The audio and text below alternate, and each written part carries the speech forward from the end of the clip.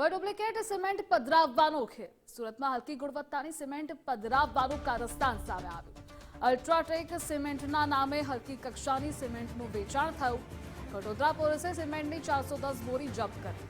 અલ્ટ્રાટેક સિમેન્ટની બોરીમાં બળતી કંપનીની સિમેન્ટનો ખેલ હતો। પોલીસે 1.43 લાખની હલકી કક્ષાની સિમેન્ટનો જથ્થો જપ્ત કર્યો। વડોદરા પોલીસે રાજેશ પટેલ સહિત 2 લોકોની અટકાયત કરી।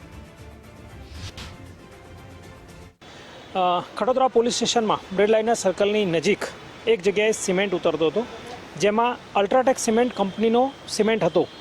જે અલ્ટ્રાટેક કંપનીના સિમેન્ટના જે ઠાકરેભાઈ હતા એમને ખબર પડી કે આ ડુપ્લિકેટ સિમેન્ટ છે, જેથી તેમને જગ્યા પર આવી જે માણસો ઉતારતા હતા રાજેશભાઈ વગેરે એમને પૂછપરછ કરી, પરંતુ અલ્ટ્રાટેકના ઓરિજિનલ કાગળો અને બિલ એમની પાસેથી ઉપલબ્ધ થયેલા ન હતા, જેથી એમણે પોલીસને જાણ કરી।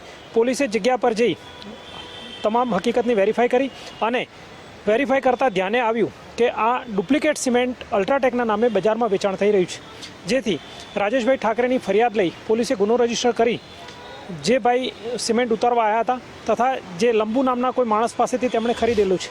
જો તમે ઘર બનાવો છો અને આ ઘર બનાવવા માટે નામાંકિત કંપનીની સિમેન્ટનો ઉપયોગ કરો છો તો ચેતી જજો, કારણ કે બજારમાં લેભાગુ તત્વો દ્વારા નામાંકિત કંપનીના નામે હલકી કક્ષાની સિમેન્ટ પધરાવવાનો છે ખેલ કરવામાં આવી રહ્યો છે। અને આવી જ એક ઘટના સુરતના ખડોદરા વિસ્તારમાં સામે આવી છે કે જ્યાં નામાંકિત કંપનીના નામે અન્ય લોકોને હલકી કક્ષાની સિમેન્ટનો જથ્થો છે તે પધરાવવામાં આવી રહ્યો હતો।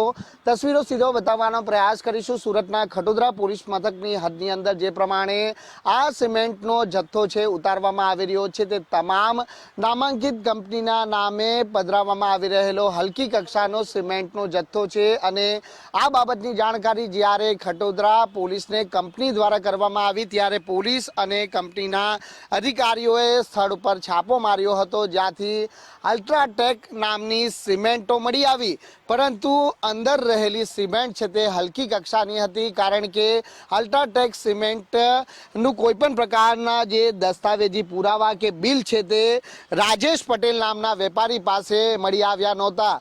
જ્યાં તપાસ દરમિયાન આ તમામ જે સિમેન્ટનો જથ્થો છે તે હલકી કક્ષાનો હોવાની કબૂલાત પોલીસ સમક્ષ કરવામાં આવી હતી, જેથી કંપનીના જે અધિકારી નારાયણ ઠાકરે છે તેની ફરિયાદ લઈ અને ખડોદરા પોલીસ દ્વારા રાજેશ પટેલ નામના જે કાર્ટિંગના વ્યવસાય સાથે સંકળાયેલા વેપારીની ધરપકડ કરવામાં આવી હતી। કુલ 410 જેટલી જે નકલી સિમેન્ટની ગુનો છે તે કબજે કરવામાં આવી છે। નકલી એટલે કે જો બાંધકામ કરવામાં આવી સિમેન્ટનો ઉપયોગ કરવામાં આવે તો બાંધકામ કયા પ્રકારનું થાય તે આપ જાતે સમજી શકો છો। એટલે જો નામાંકિત કંપનીની સિમેન્ટનો આપ ઉપયોગ કરો છો તો તેની ખરાઈ કરી લેવી પણ જરૂરી છે। કેમેરામેન અક્ષય વાડે સાથે રાકેશ બ્રહ્મભટ્ટ, ગુજરાત ફર્સ્ટ, સુરત।